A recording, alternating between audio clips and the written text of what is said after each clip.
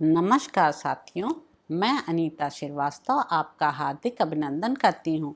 श्रीमद् वाल्मीकि रामायण में आज का प्रसंग है सीता, राम और लक्ष्मण का दशरथ की परिक्रमा करके कौशल्या आदि को प्रणाम करना, सुमित्रा का लक्ष्मण को उपदेश, सीता सहित श्री राम और लक्ष्मण का रथ में बैठकर वन की ओर प्रस्थान, पूर्ववासियों तथा रानियों सहित महाराज दशरथ की शोकाकुल अवस्था।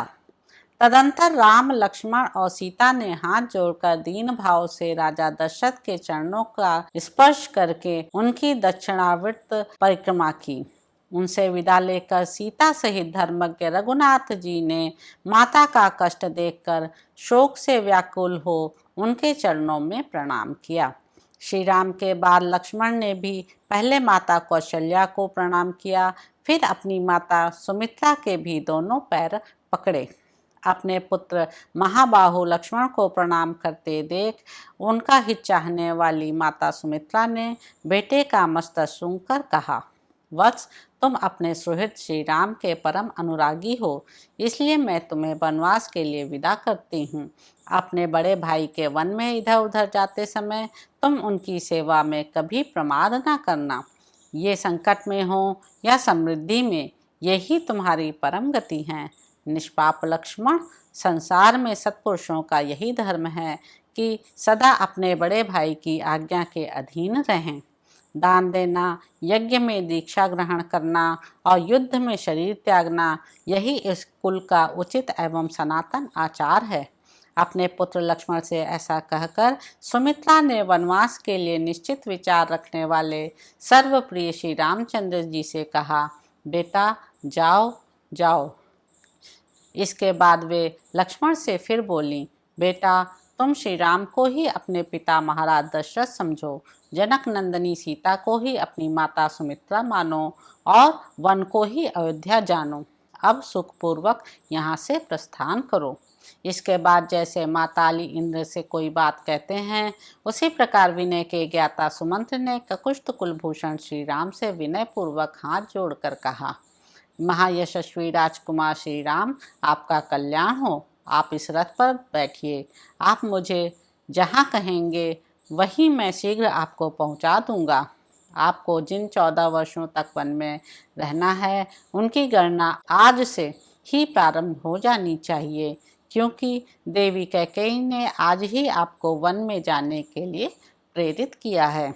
तब सुंदरी सीता अपने अंगों में उत्तम अलंकार धारण करके प्रसन्न चित्त से उस सूर्य के समान तेजस्वी रथ पर आरूढ़ हुई। पति के साथ जाने वाली सीता के लिए उनके ससुर ने वनवास की वर्ष संख्या गिनकर उसके अनुसार ही वस्त्र और आभूषण दिए थे। इसी प्रकार महाराज ने दोनों भाई श्री राम और लक्ष्मण के लिए जो बहुत से अस्त्र शस्त्र और कवच प्रदान किए थे, उन्हें रथ के पिछले भाग में रखकर उन्होंने चमड़े से मढ़ी हुई पिटारी और खंती या कुदारी भी उसी पर रख दी थी। इसके बाद दोनों भाई श्री राम और लक्ष्मण उस अग्नि के समान दीप्तिमान सुवर्ण भूषित रथ पर शीघ्र ही आरूढ़ हो गए। जिनमें सीता की संख्या तीसरी थी, उन श्री राम आदि को रथ पर आरूढ़ हुआ देख सारथी सुमंत्र ने रथ को आगे बढ़ाया। उसमें जुते हुए वायु के समान वेगशाली उत्तम घोड़ों को हाँका। जब श्री रामचंद्र जी सुदीर्घ काल के लिए महान वन की ओर जाने लगे, उस समय समस्त पूर्ववासियों, सैनिकों तथा दर्शक रूप में आए हुए बाहरी लोगों को भी मूर्छा आ गई। उस समय सारी अयोध्या में महान कोलाहल मच गया। सब लोग व्याकुल होकर घबरा उठे। मतवाले हाथी श्री राम के वियोग से कुपित हो उठे और इधर उधर भागते हुए घोड़ों के हिनहिनाने एवं उनके आभूषणों के खनखनाने की आवाज़ सब ओर गूंजने लगी। अयोध्यापुरी के आबाल वृद्ध सब लोग अत्यंत पीड़ित होकर श्री राम के ही पीछे दौड़े, मानो धूप से पीड़ित हुए प्राणी पानी की ओर भागे जाते हों। उनमें से कुछ लोग रथ के पीछे और अगल बगल में लटक गए। सभी श्री राम के लिए उत्कंठित थे और सबके मुंह पर आंसुओं की धारा बह रही थी। वे सबके सब उच्च स्वर में कहने लगे, सूत, घोड़ों की लगाम खींचो, रथ को धीरे धीरे ले चलो, हम श्री राम का मुख देखेंगे, क्योंकि अब इस मुख का दर्शन हम लोगों के लिए दुर्लभ हो जाएगा। निश्चय ही श्री रामचंद्र जी की माता का हृदय लोहे का बना हुआ है, इसमें तनिक भी संशय नहीं है। तभी तो देव कुमार के समान तेजस्वी पुत्र के वन की ओर जाते समय फट नहीं जाता है। विदेह नंदनी सीता कृतार्थ हो गई, क्योंकि वे पतिव्रत धर्म में तत्पर रहकर छाया की भांति पति के पीछे पीछे चली जा रही हैं। वे श्री राम का साथ उसी प्रकार नहीं छोड़ती हैं जैसे सूर्य की प्रभास मेरु पर्वत पर त्याग नहीं करती है। अहो लक्ष्मण, तुम भी कृतार्थ हो गए, क्योंकि तुम सदा प्रिय वचन बोलने वाले अपने देवतुल्य भाई की वन में सेवा करोगे। तुम्हारी यह बुद्धि विशाल है, तुम्हारा यह महान अभ्युदय है और तुम्हारे लिए यह स्वर्ग का मार्ग मिल गया है, क्योंकि तुम श्री राम का अनुसरण कर रहे हो।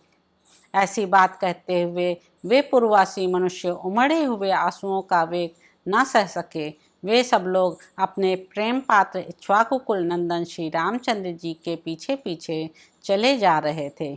उसी समय दयनीय दशा को प्राप्त हुई अपनी स्त्रियों से घिरे हुए राजा दशरथ अत्यंत दीन होकर मैं अपने प्यारे पुत्र श्री राम को देखूंगा, ऐसा कहते हुए महल से बाहर निकल आए।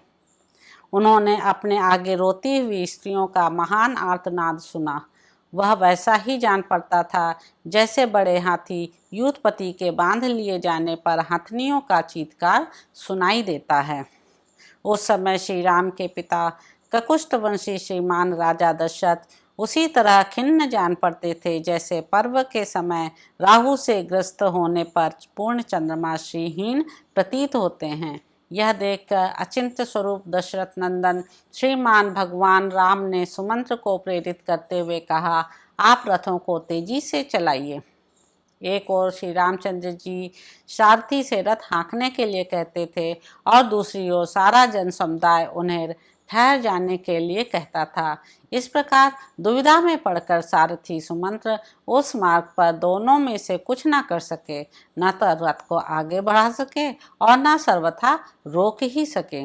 महाबाहु श्री राम के नगर से निकलते समय पूर्ववासियों के नेत्रों से गिरे हुए आंसुओं द्वारा भीगकर धरती की उड़ती हुई धूल शांत हो गई। श्री रामचंद्र जी के प्रस्थान करते समय सारा नगर अत्यंत पीड़ित हो गया। सब रोने और आंसू बहाने लगे तथा सभी हाहाकार करते करते अचेत से हो गए।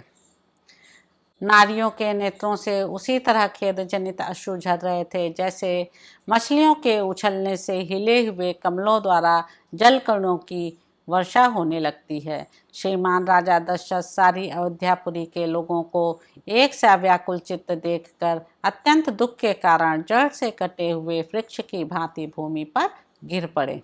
उस समय राजा को अत्यंत दुख में मग्न हो कष्ट पाते देख श्री राम के पीछे जाते हुए मनुष्यों का पुनः महान कोलाहल प्रकट हुआ।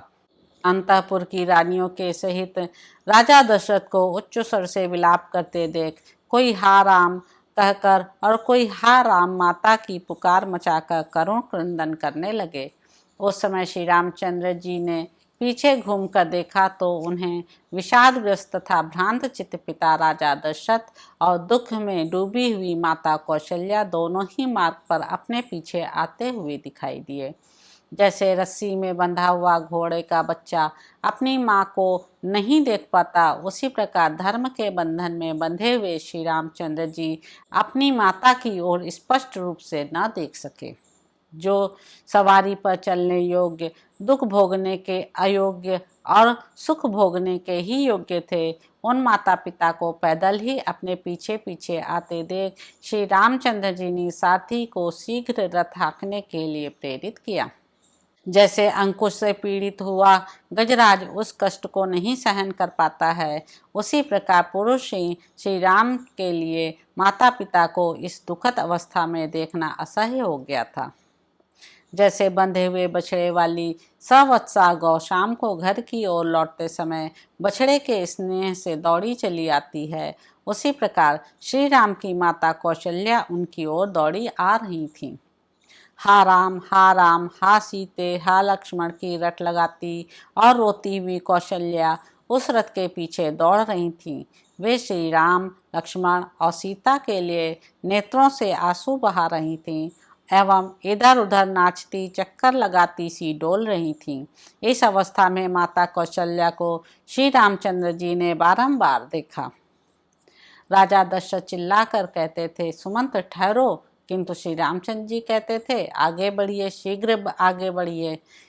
उन दो प्रकार के आदेशों में पड़े हुए बेचारे सुमंत का मन उस समय दो पहियों के बीच में फंसे हुए मनुष्य का सा हो गया था। उस समय श्री राम ने सुमंत से कहा, यहाँ अधिक विलंब करना मेरे और पिताजी के लिए दुख ही नहीं, महान दुख का कारण होगा।